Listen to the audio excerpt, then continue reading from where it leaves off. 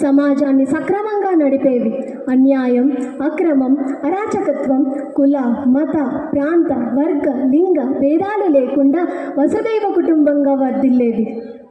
భారతమాత ఒడిలో పెరిగిన ముద్దు బిడ్డలమైన మనం, భావి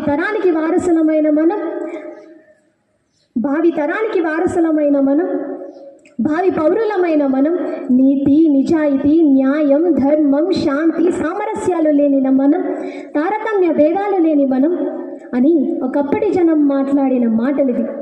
మరి ఇప్పుడు జరుగుతున్నది ఏంటి?